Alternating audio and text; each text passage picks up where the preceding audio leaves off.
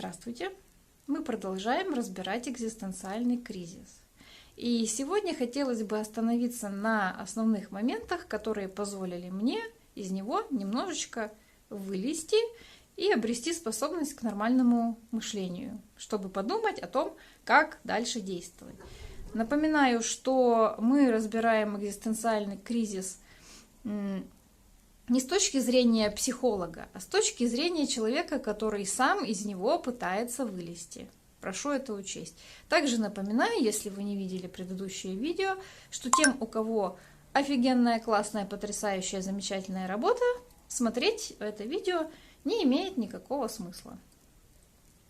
Итак, продолжаем. Если мы находимся в экзистенциальном кризисе, то значит он из-за чего-то у нас возник. Если мы обратимся к трудам различных психологов, прежде всего психологов экзистенциального же направления, они скажут, что это все происходит из-за того, что у нас утратился смысл или цель жизни. И вот тут мы попадаем в определенный тупик, потому что вот лично у меня не было какой-то определенной цели, определенного какого-то смысла. Но были какие-то маленькие цели, да, в течение жизни у нас они часто возникают, там, чтобы было где жить, да, там, или на чем ездить, такое, это все мелочи. А глобальной какой-то цели, какой-то там, скажем так, может быть, она и была, но из-за сложности своей реализации она была благополучно отметена в сторону как цель или как смысл.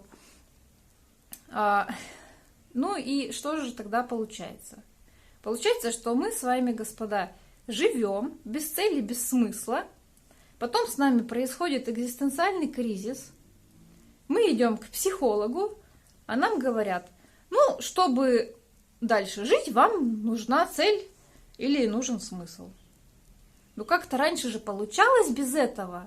И не было такого кризиса, и мы как-то вроде существовали и плыли по течению, вот приплыли не совсем туда, где хотелось бы находиться.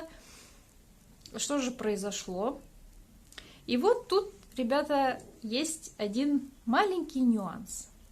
Осознать его мне помог фильм «Остров бедных и богатых» про Шри-Ланку. Я прикреплю в описании ссылку.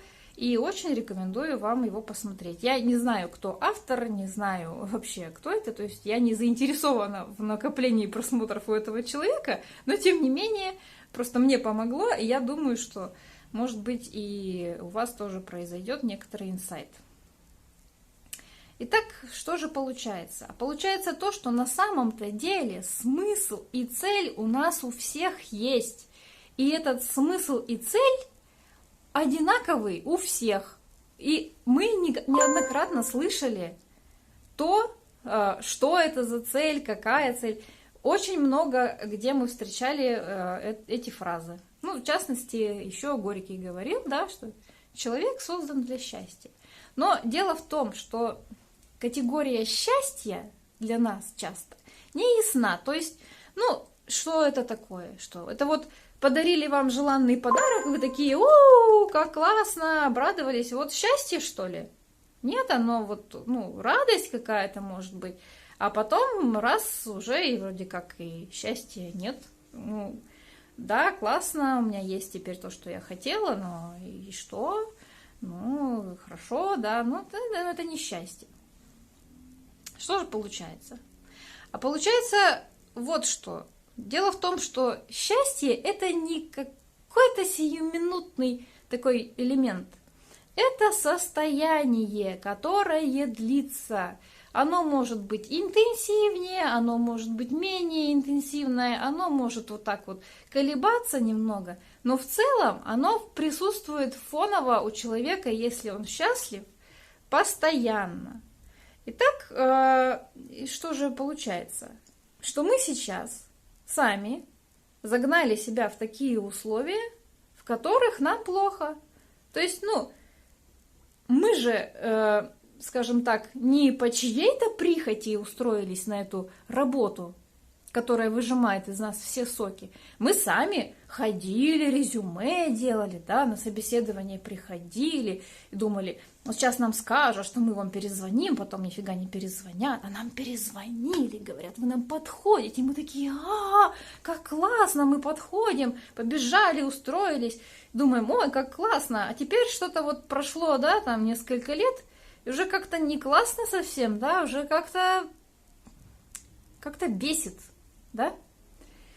Но, значит, что получается? Раз мы сами сюда пришли и дожились до вот такого вот состояния, которое зовется экзистенциальным кризисом, только мы сами и можем оттуда вылезти и уйти, и забыть это все как страшный сон.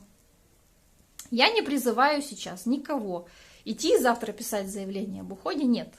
Понятно, что нас ограничивают определенные барьеры, о которых мы поговорим дальше. Но что можно сделать для того, чтобы хотя бы чуть-чуть вылезти из этого кризиса?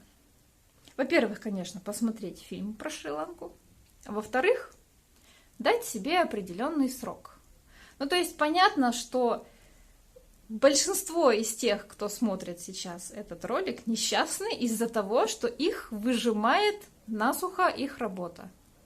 И проблемы все возникают из-за того, что нет времени для того, чтобы заниматься тем, чем хотелось бы. И, может быть, вы даже уже утратили понимание того, чем бы вам хотелось заниматься. То есть, если вас спросить, чего вы хотите, вы скажете «спать». И вряд ли у кого-то хватит сил придумать еще что-то. Вот лично у меня много интересов, талантов и так далее, но ничто из этого сейчас не вызывает у меня какого-то отклика, потому что я до сих пор работаю на этой вот работе. Но есть лайфхак, как я уже говорила. Итак, нужно, осознав то, что мы сами управляем сейчас этим процессом, как долго мы еще будем сидеть в этом болоте, где мы сидим, соответственно, мы можем поставить себе определенные рамки. Сколько еще мы будем сидеть в этом болоте? Ну, например, полгода, 3 месяца, год. Я не советую вам ставить себе временные рамки больше, чем год, ну, потому что это уже слишком далеко. Это уже будет слишком тяжело для нас же самих принять вот этот вот, что целый год еще страдать. Ну, поставьте себе вот, ну, через полгода, допустим, что вы уходите. Вы можете потом передумать, вы можете, ну, если вы себе поставите вот эту рамку, через полгода я могу уволиться, спокойно вообще, то вам, честно говоря, должно немножечко полегчать. Даже само осознание того, что вы сами пришли к этой ситуации, и вы же сами можете прекрасно из нее выйти просто одним всего лишь заявлением об уходе, уже дает какое-то просветление, что вот эта вот вся тягомотина, вот этот весь ужас, который я переживаю, он не вечен, он закончится вот как только я захочу. То есть я управляю этим, а не кто-то там, не начальник, не там его начальник, никто. Я сам управляю своей жизнью. Вот на этой прекрасной ноте хотелось бы пожелать вам всего хорошего. До встречи в следующих выпусках.